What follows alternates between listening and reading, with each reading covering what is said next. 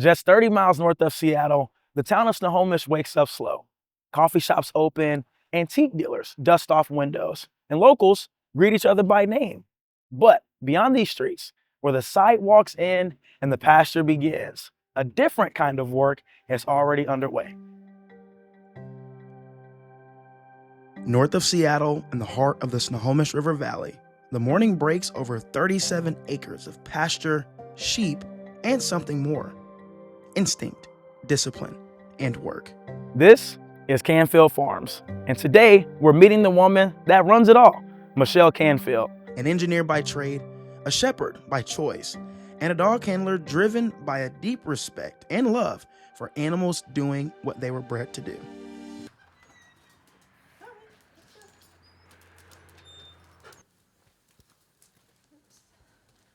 There you go, guys.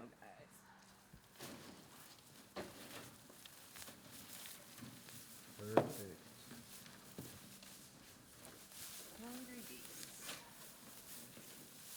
I'm Michelle Canfield. I own Canfield Farms in Snohomish, Washington, which is a 37-acre sheep farm in the Snohomish River Valley. How my passion for dog training first got fueled was growing up as a 4-H kid. I did it from age 5 all the way through high school.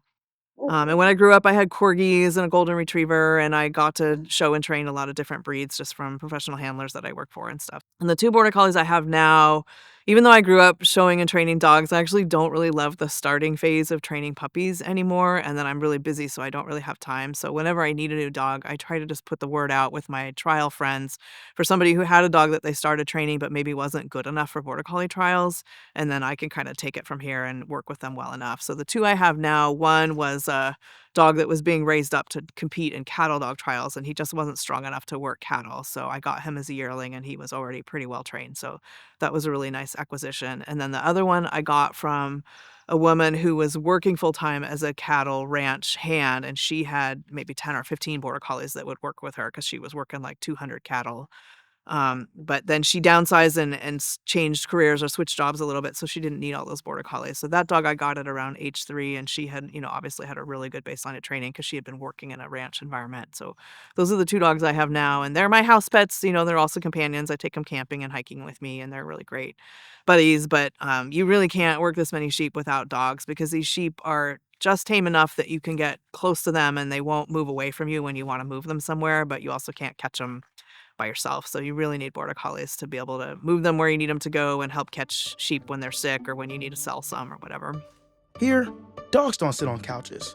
They work, herding, guarding, watching, listening, every single day. And for Michelle, they're not just a part of the system, they are the system. We're highlighting the working nature of 2 exceptional breeds, the Border Collie and the Livestock Guardian Dog. We'll follow them closely on the job, from lambing pens to open pastures, and see what it takes to raise animals that don't just live on the land, but actually help manage it. There's a huge spread and variability just even within the Border Collie breed of the dog's natural tendencies and skill sets. So some Border Collies are pretty pushy and aggressive and can work cattle and, are willing to get in and face grip. But like sheep people don't really want a lot of, we call it gripping or face gripping, especially because they do a lot of damage. And so you really want a dog that at most will do like an open mouth, threaten to bite the sheep, but not actually grab and hold and tear tissue. So you want them to intimidate the sheep enough to get them to move and respect the dog, but not be too rough on them versus cattle need a little bit tougher of a dog for sure. And then on the other end of the spectrum, there are Border Collies that have so much eye, or that's that instinct where they get on the edge of the bubble of the flight zone of the sheep. They know to kind of get on that edge and hover there, because if they push into it, it will make the sheep start to flee or run too fast, and then you start to lose control over their direction. So you want Border Collies that sense that edge of that bubble and stay on the edge of it, and then mostly direct the sheep with eye and keep them moving at a controlled pace. But some Border Collies, we call it sticky, where they get on the edge of that bubble and they kind of get stuck and they can't move forward, and then you sort of get a deadlock where the sheep are still and the dog is still, and the dog can't move into that bubble to move the sheep at all.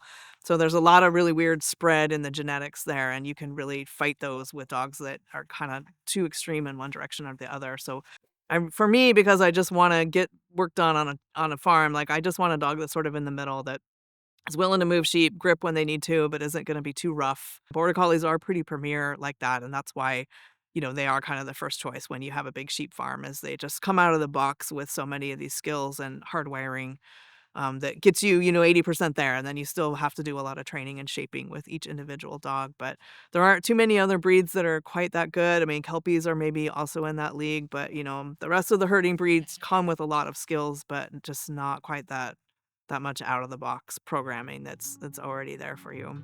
Of all the moving parts on this farm, none move quite like the Border Collies. They're not just part of the routine, they're the rhythm. The Border Collie isn't just intelligent, it's intensely specialized. A living tool forged over centuries in the border hills of Scotland and England, where land was vast, labor was scarce, and every sheep mattered. Sheep are obviously pretty vulnerable to predators. They're kind of known for not being that smart necessarily. They're smart about things they need to be smart about. They know where to find grass and eat, and they know how to run fast, but they definitely are vulnerable to predators. So we need to have some kind of system to protect them. So here I'm using a lot of electrified netting and hot wire to keep coyotes out, but then I also employ guardian dogs.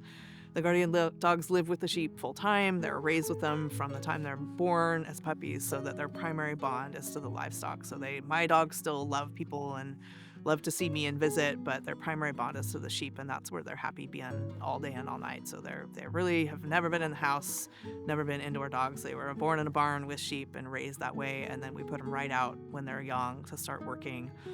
And there's a lot of work that goes into training that I'm sure we're going to talk about shortly, but it takes about 2 years to really get a dog working fully and reliably and being trustworthy with lambs and everything. So the guardian dog breeds are definitely bred to be a very independent, kind of live outside, range around, do their own thing. So they can be sweet house dogs, but because they have those innate tendencies to get out, range, run, be independent, they can be a really challenging pet to have, as well as they're just really big, right? So they take up a lot of space in the house. Mm-hmm. They eat quite a bit, not as much as you would think. They kind of have a slow metabolism, but they still are pretty expensive to feed as well. So it can be a challenging breed to have as a house pet. And I think a lot of people get them for small farms thinking like, I just want them to, guard my chickens or a couple of sheep I have, and don't realize the training overhead that's going to go into them. And it can be a really fast, slippery slope to where they're starting to chase sheep and kill lambs. And then kind of once they have that black mark on their record, even if you try to rehome them, no other farmer is going to want to take on that liability, because now you've got to try to untrain those bad habits.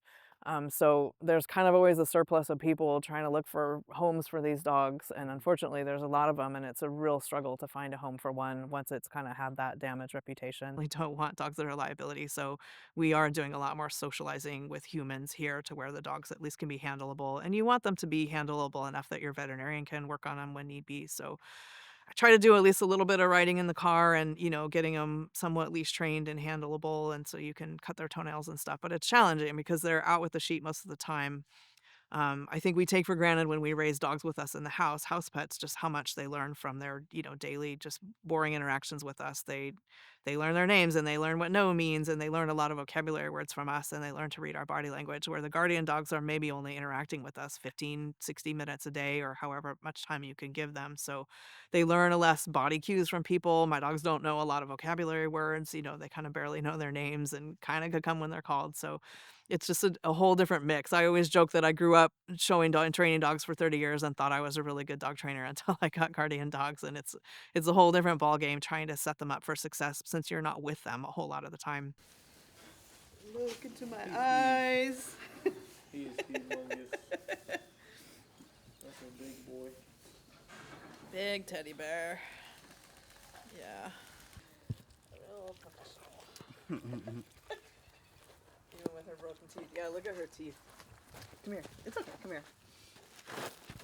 From that kennel. Look at her canines are sawed off, that I assume was from kennel biting. Oh, yeah. And then just, she's only 6 years old. And since they're a meat breed, we don't really care what colors they come in, so we don't select for it. So they come in all sorts of fun Easter egg colors. And how old is that one? This one's about a week old. Wow. They're bigger. Yeah. They're born about 7 to 11 pounds is what I shoot for birth weight, and they start growing fast.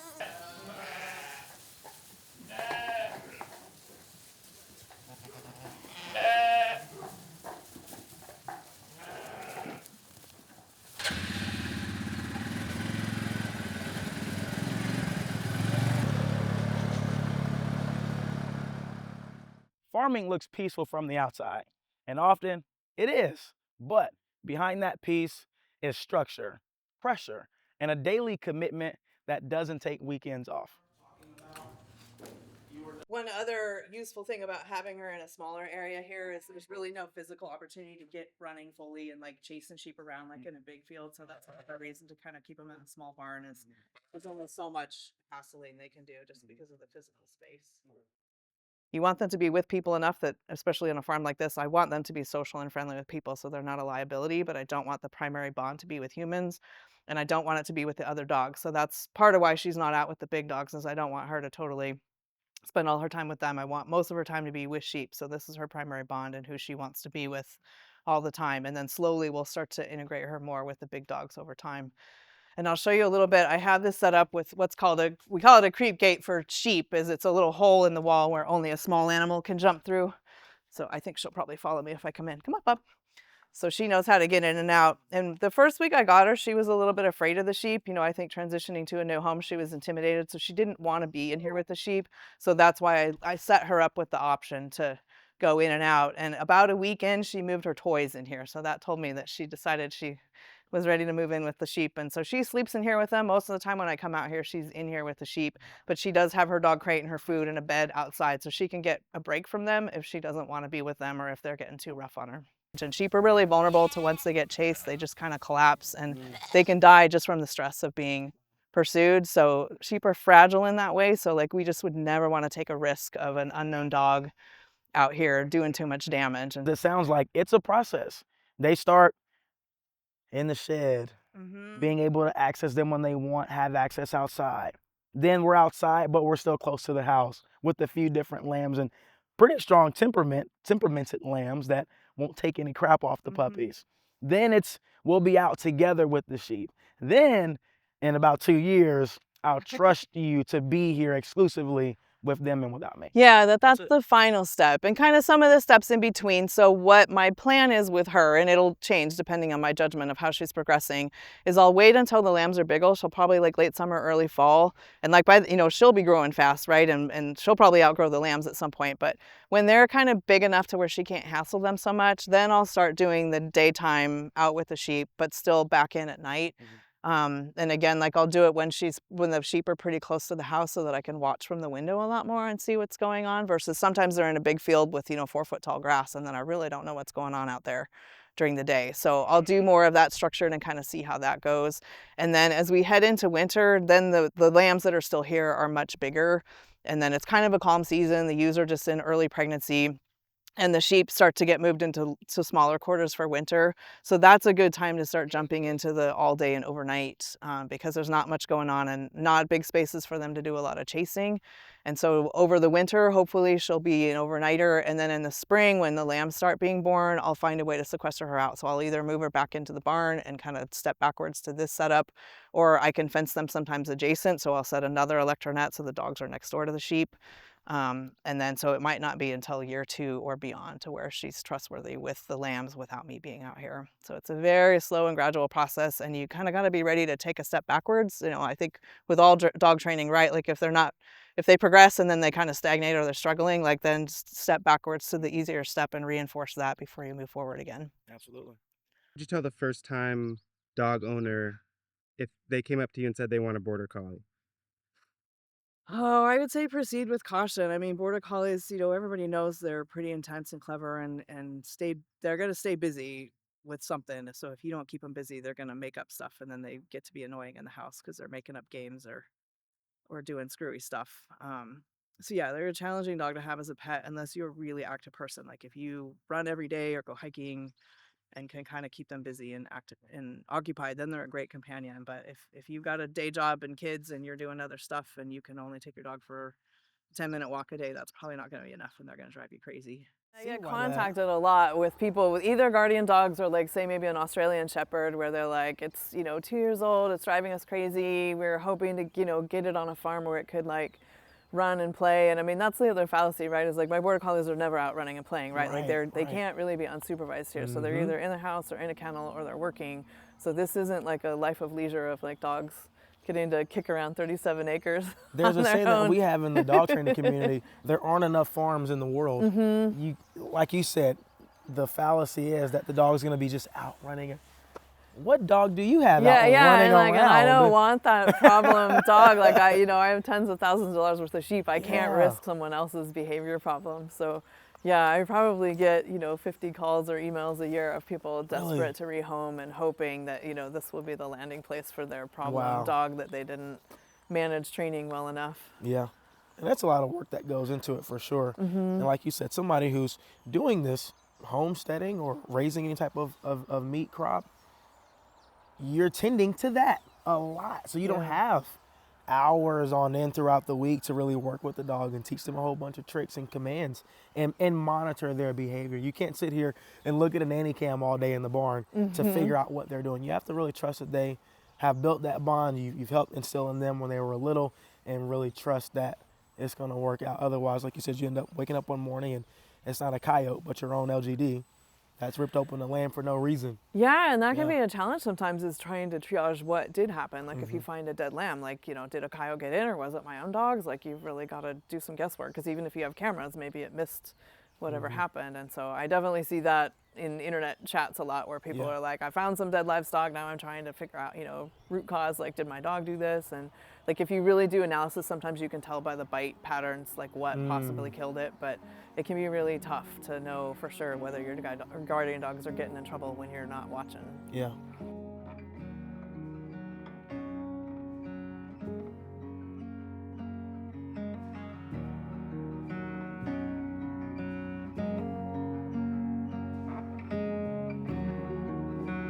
At first glance, this looks like a quiet little farm. But if you watch closely, you'll see something else. A system built on instinct, movement, and trust. Every animal here plays a role. The Border Collie's guide, the Maremma's guard, the sheep feed the land, and Michelle ties it all together. In most of the world, we ask dogs to fit into our lives. But on farms like this, it works the other way around. This is a shepherd's life. Not built around dogs, but built with them. I'm Jeff Green, and this has been a look into the working minds and working lives of the dogs who help keep Canfield Farms running.